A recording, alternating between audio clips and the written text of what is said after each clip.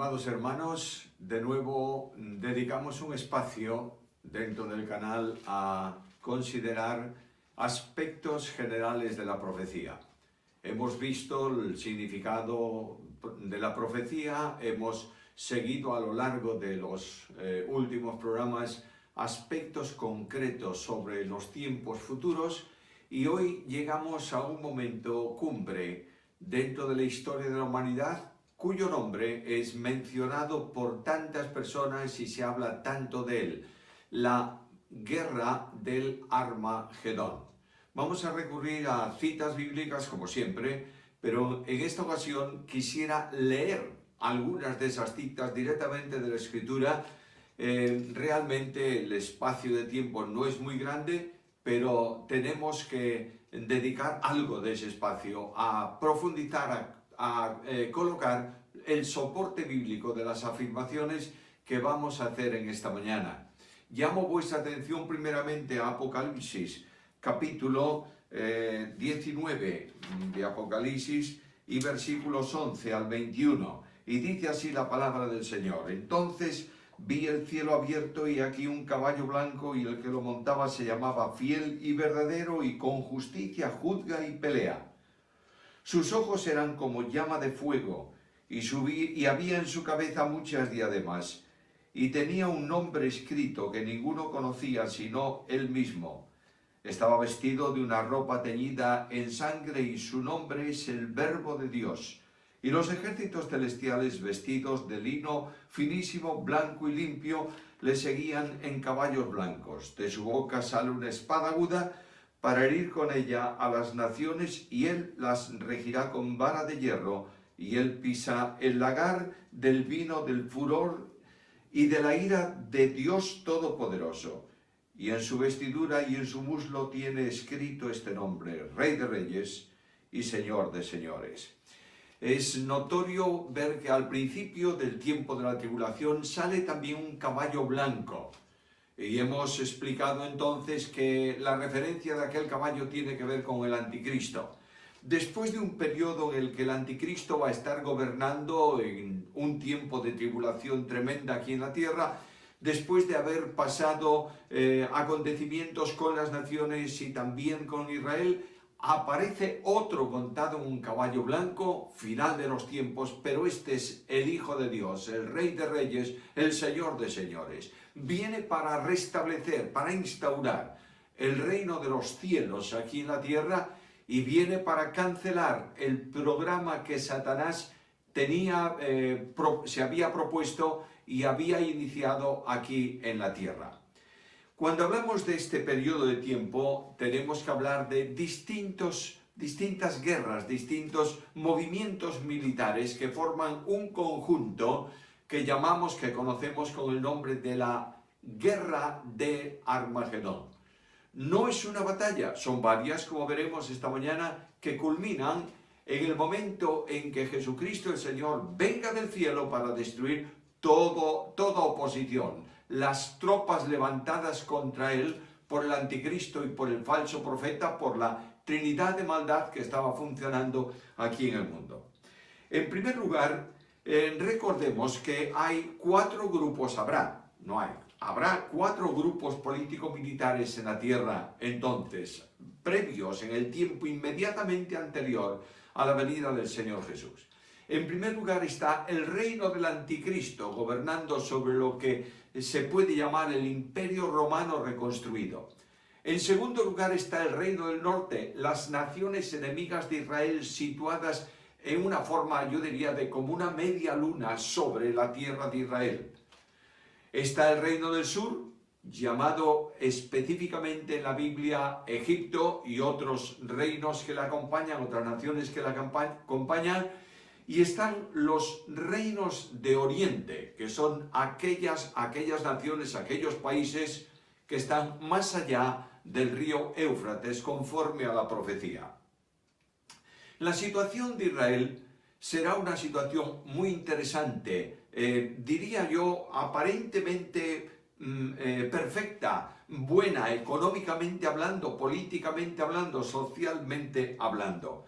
Y se alcanza esa situación por medio de un pacto, también nos hemos referido a él, en el que el anticristo establece un convenio con Israel, con el Israel apóstata, con el Israel incrédulo. Isaías dice que han hecho un pacto con la muerte, por tanto no pueden esperar otra cosa que los problemas que va a acarrear este convenio con quien no es realmente el Mesías que ellos esperaban. Y comienzan movimientos militares entonces que van a culminar en una batalla final. Dentro de la guerra del Armagedón habrá una batalla final que se llama también la batalla de Armagedón, en donde Dios mismo va a intervenir, aunque va a intervenir también en otros pasos de esa misma historia de las guerras finales de la humanidad. El primer movimiento militar está en la invasión de Israel por parte de el grupo, los ejércitos, el grupo político-militar del norte y también el grupo político-militar del sur. Notad esto, notemos esto en la profecía de Daniel, capítulo 11 y versículo 40. Dice así: al cabo del tiempo, el rey del sur contenderá con él, y el rey del norte se levantará contra él como una tempestad, con carros y gentes a caballo y muchas naves, y entrará por las tierras, inundará y pasará. ¿A qué rey se refiere que se levantarán contra él? Miremos el versículo 36 de ese mismo capítulo. El rey hará su voluntad y ensoberbecerá y se engrandecerá sobre todo Dios, y contra el Dios de los dioses hablará maravillas y prosperará y hará hasta que sea consumada la ira, porque lo determinado con él se cumplirá. Está refiriéndose al gobernador impío, al que a la primera bestia a la que el dragón dio el reino, el trono, el dominio sobre, yo diría, imperio romano reconstruido, si lo queréis decir así, o también podríamos llamarle el mundo occidental. En razón del pacto que él había establecido con Israel, cualquier ataque contra Israel se toma como un ataque contra el mundo occidental. Por tanto, se va a producir una movilización general de ejércitos ahí. Pasemos a la profecía de Ezequiel, capítulo 38.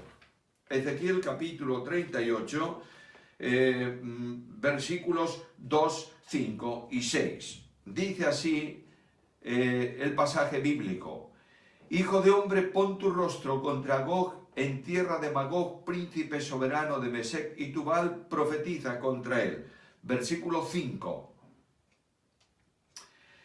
Persia, Cush y Fut con ellos, todos ellos con escudos y yelmo, Gomer y todas sus tropas, la casa de Togarma de los confines del norte y todas sus tropas, muchos pueblos contigo. De manera que aquí está la alianza descrita de los ejércitos preparados para una acción militar. Y se llama o se habla del reino del norte. Y notad que se está hablando de Persia, de Cud, de Fus, que son naciones que tienen que ver, que están relacionadas, que se sitúan, que podríamos establecer hoy en esa media luna que va desde Turquía hasta Irán, Irak.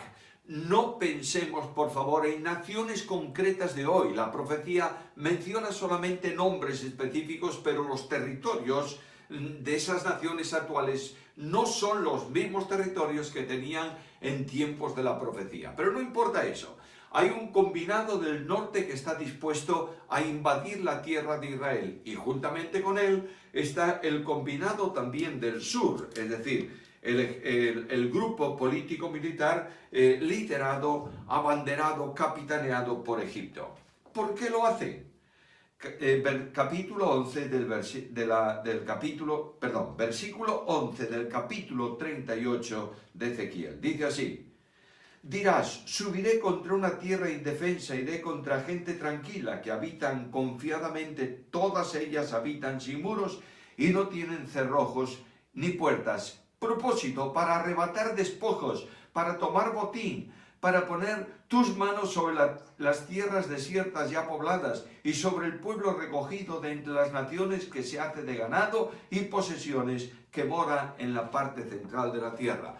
Por tanto, la codicia de este grupo de ejércitos del norte es notoria. Aquí voy a conseguir un buen botín, voy a enriquecerme y además voy a luchar sin problemas, porque el pueblo que mora en la parte central de la tierra, es decir, el territorio ocupado por Israel, recogido de distintos lugares del mundo, a donde fue esparcido, es un pueblo tranquilo que habita confiadamente, no tiene defensas militares.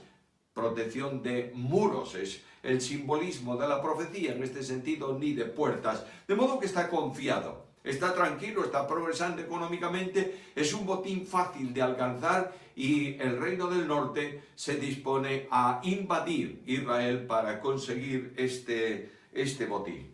Pero juntamente con esto el reino del sur también lo va a hacer. Ve que es una tierra codiciable, ve que es una tierra rica y va a aliarse, y si no aliarse, por lo menos va a tomar una acción semejante a la del reino del norte en la invasión de la tierra. Ahora, cuando eso se va a producir, va a haber unas advertencias diplomáticas. Permitidme utilizar el lenguaje del tiempo actual.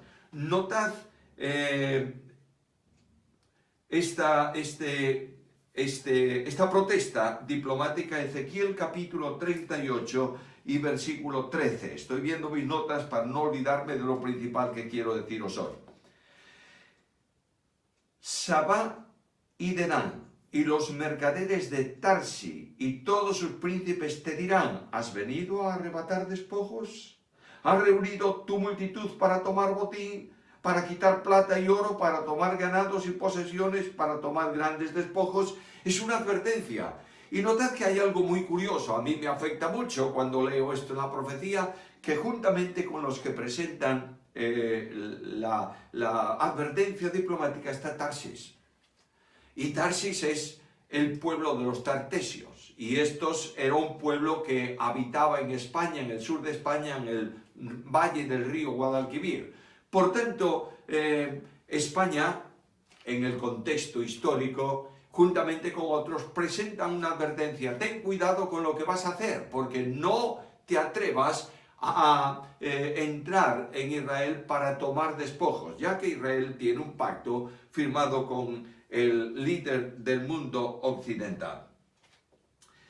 El reino del sur se une a la invasión. Alguien me preguntará dónde dice eso, y yo os remito a la profecía de Daniel, capítulo 11 que estamos leyendo, que estamos manejando. Daniel capítulo 11 y versículo 40.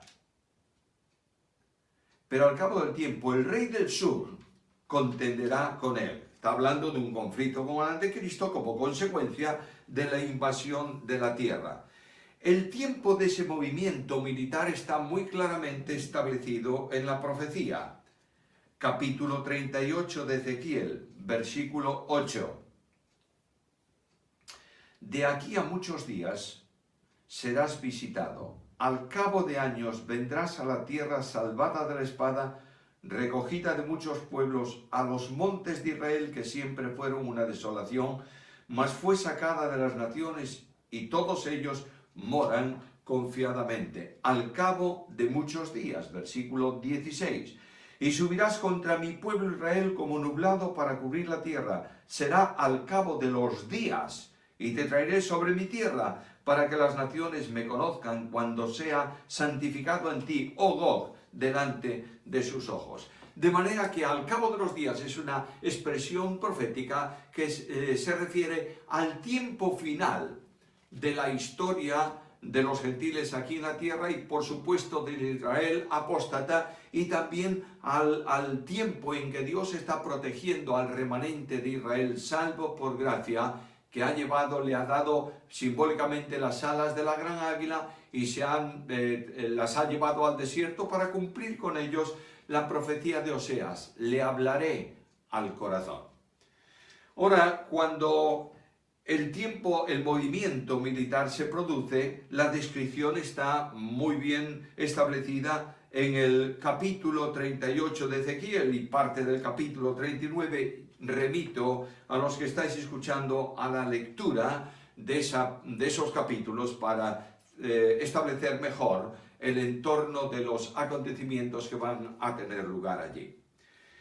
A la mitad de la semana, Daniel capítulo 9, versículo 27 de la última semana de Daniel, mitad de la semana, 3 años y medio, dice Daniel en el capítulo 9 y versículo 27, lo hemos considerado anteriormente, que el anticristo romperá el pacto con Israel y se hará sentar en el trono destinado, en el lugar destinado a Dios para hacerse adorar por Dios. Ahora, notad algo también.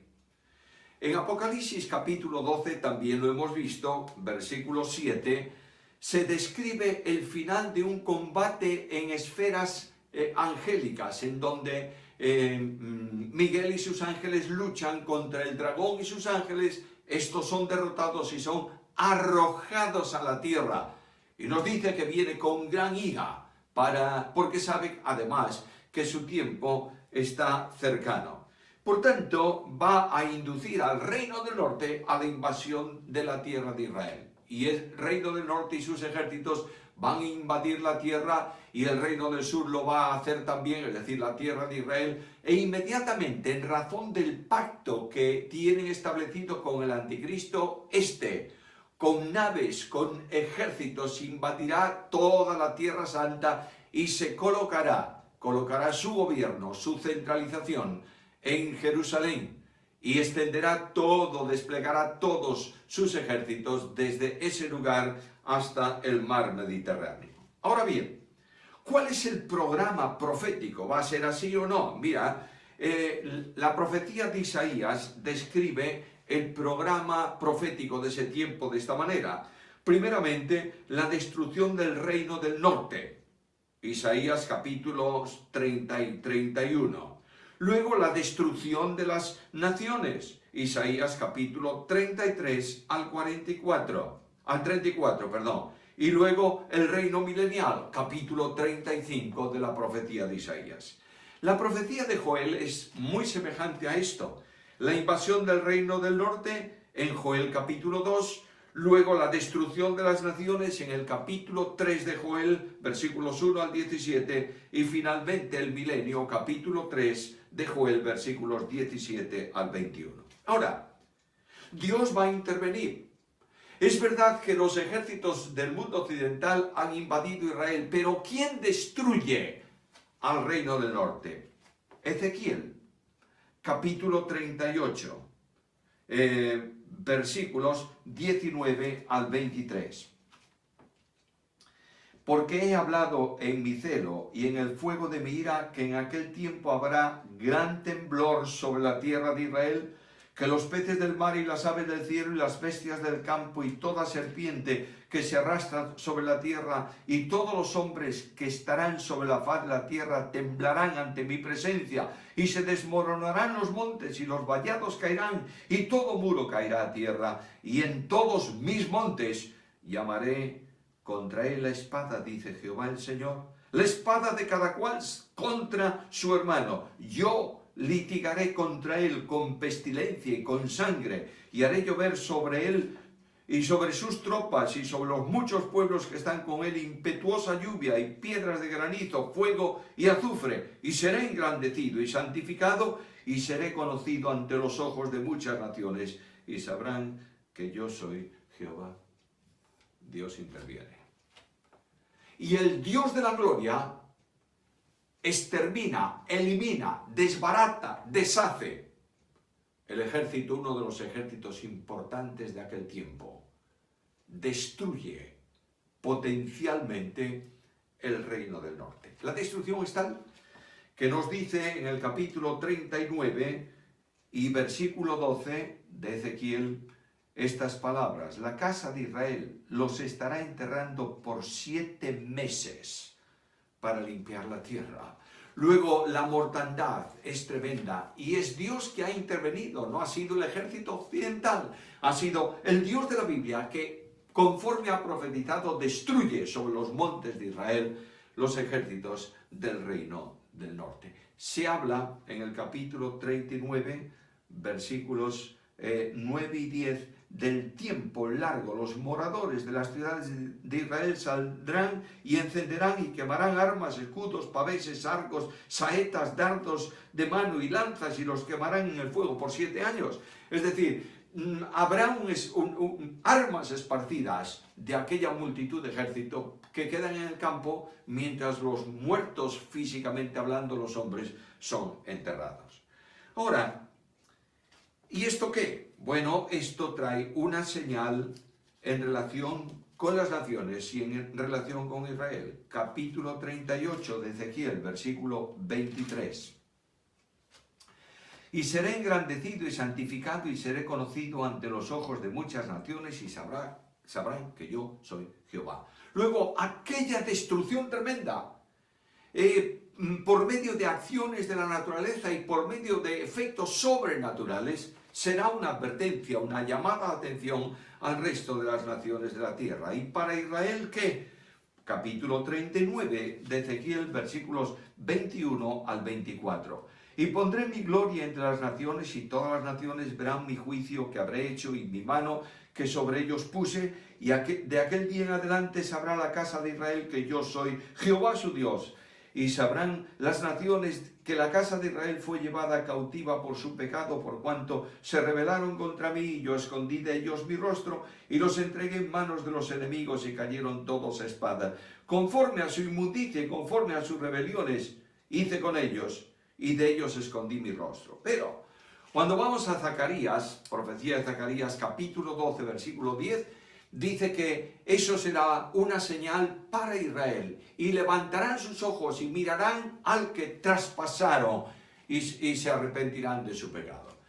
Dios comienza a manifestar señales inequívocas de su acción que va a resolver definitivamente la situación pecaminosa del mundo, del tiempo actual y del venidero.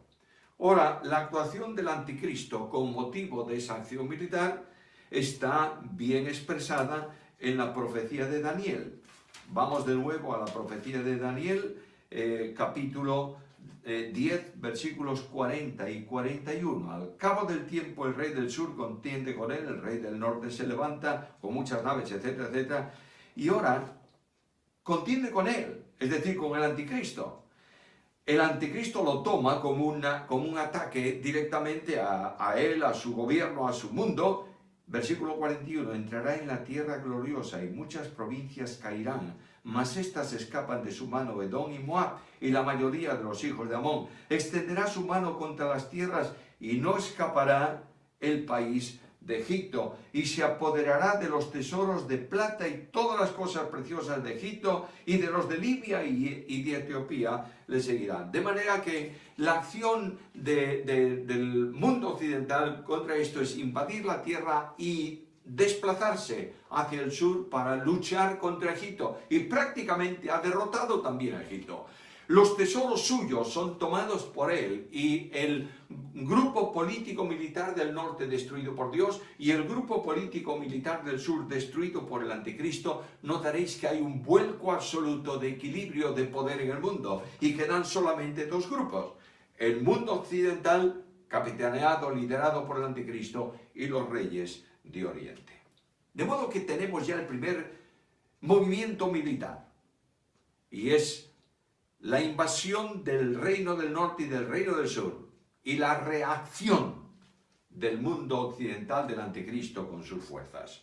Segundo movimiento militar. El reino del norte destruido por Dios, el reino del sur es aniquilado por el anticristo, y hay una acción preocupante que la profecía describe en relación con el anticristo, capítulo 11 de la profecía de Daniel, y el versículo 44. Pero noticias del oriente y del norte lo atemorizarán, y saldrá con gran ira para destruir y matar a muchos, y plantará las tiendas de su palacio entre los mares y el monte glorioso y santo, mas llegará a su fin y no tendrá quien le ayude. Noticias del oriente. El Apocalipsis describe una acción divina también, y dice que el río Éufrates se seca para dar paso a los ejércitos del Oriente. De modo que aquí hay una confrontación mundial. Notad que es algo típico de nuestro tiempo. El equilibrio queda ahora entre político-militar del mundo, queda entre los reyes de Oriente, es decir, los países de Oriente, y el mundo occidental. Estos vienen para luchar contra el anticristo. Y comienza la acción de este para resolver ese conflicto y que no se produzca la guerra. De manera que hay una señal en los cielos, capítulo 24 del Evangelio según Mateo, versículo 30. Entonces aparecerá la señal del Hijo del Hombre en el cielo, y entonces lamentarán todas las tribus de la tierra y verán al Hijo del Hombre viniendo sobre las nubes del cielo con gran poder y gloria. Hay una señal en el cielo, y esta señal va a ser aprovechada con toda probabilidad, con toda seguridad, por el anticristo para llevar una idea. Lanza sus recursos diplomáticos, envía a estos para convencer a los reyes del Oriente que la acción militar contra el Occidente no tiene razón, que la acción militar no es aquí abajo pueblos contra pueblos, es las naciones de la tierra luchando contra el que se manifiesta en el cielo, contra el Señor, contra sus ejércitos. Y naturalmente esto va a producir una reacción extraordinaria en donde Dios va a cumplir, a ejecutar su programa y su propósito de reunir a todas las naciones de la tierra en el lugar conocido como el Valle de Josafat, para que allí se concentren las tropas de oposición contra Dios para luchar contra el Señor. La batalla va a tener lugar, capítulo 16 de Apocalipsis y versículo 16. Y los reunió en el lugar que en hebreo se llama Armagedón. De modo que las tropas se han reunido ahí fuera de la ciudad, Apocalipsis 14:20, donde va a pisarse el lagar de la ira de Dios. Ahora, notad algo muy interesante. Fuera de la ciudad es donde Cristo fue crucificado y se abrió la gracia manifestada en salvación a todo aquel que cree. Fuera de la ciudad ahora es la manifestación de la ira de Dios a causa de la consumación del pecado de los hombres contra él. Y comienza esa batalla.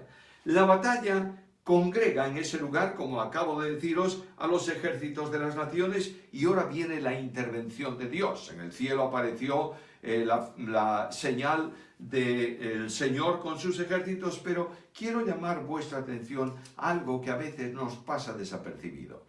Carta segunda a los Tesalonicenses, capítulo 2 y versículo 8. Entonces se manifestará aquel inicuo, ahora notad esto, a quien el Señor matará con el espíritu de su boca y destruirá con el resplandor de su venida, inicuo cuyo advenimiento es por obra de Satanás con gran poder, señales y prodigios mentirosos. De modo que la derrota de las tropas congregadas contra Dios no tiene lugar por la acción de los ángeles, sino por la acción del que monta el caballo blanco, el Rey de Reyes y el Señor de Señores. El descenso, el resplandor de su venida, la potencialidad de su venida, destruye todos los ejércitos congregados en el Armagedón y todas las fuerzas de oposición, reino del norte, reino del sur, los reyes de oriente, el reino del occidente, cancelan totalmente.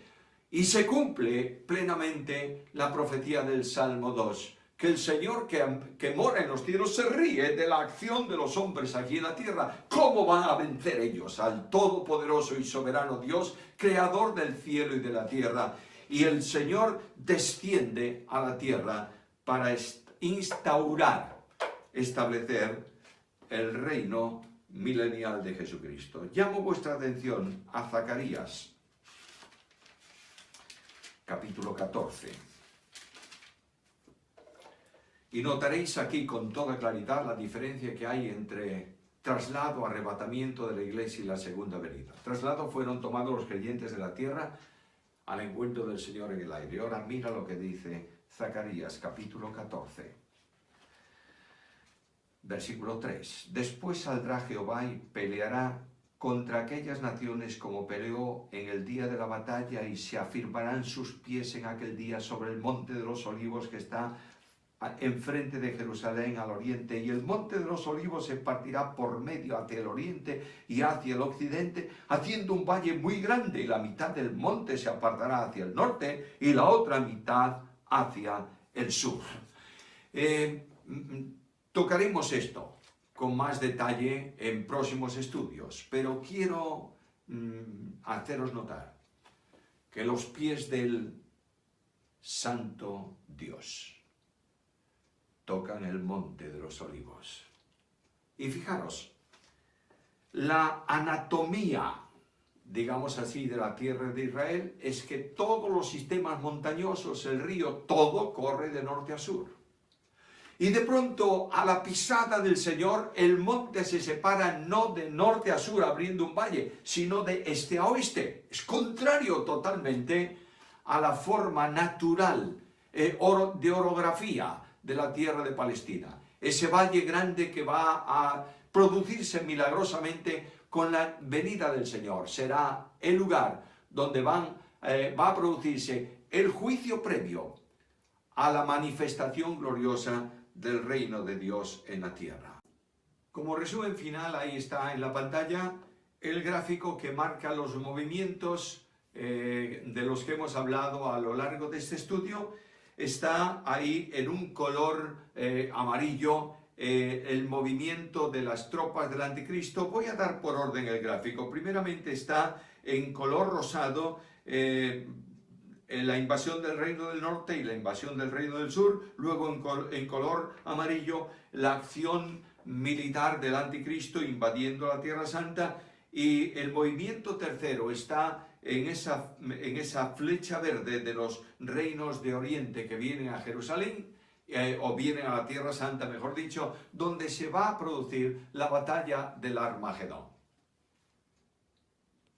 Ahora mirad, no puedo dejar este pantallazo de la profecía sin recordaros que la Biblia se ha escrito para responder a una sola pregunta: ¿quién es el soberano? Y este soberano Dios, Rey de Reyes, Señor de Señores, no tiene en cuenta para nada la potencialidad de los ejércitos del mundo, ni la potencialidad de los demonios, porque es el todopoderoso Dios que cumple su profecía. Alégrate, porque Dios traerá con los suyos. Y estaremos aquí en la tierra para disfrutar de la gloriosa dimensión del reino de los cielos. Alégrate con estas palabras con las que termino. El Señor reina. Regocíjese la tierra, alégrese las muchas costas, nubes y oscuridad alrededor de él, justicia y juicio, el cimiento de su trono. Fuego irá delante de él y abrasará a sus enemigos alrededor. Los cielos anunciaron su justicia y todos los pueblos vieron su gloria. Este es nuestro Dios. Rindámonos en adoración ante su trono hoy y digamos: tú eres digno de recibir el honor y la gloria, porque solo tú eres el Dios omnipotente, el Dios todopoderoso.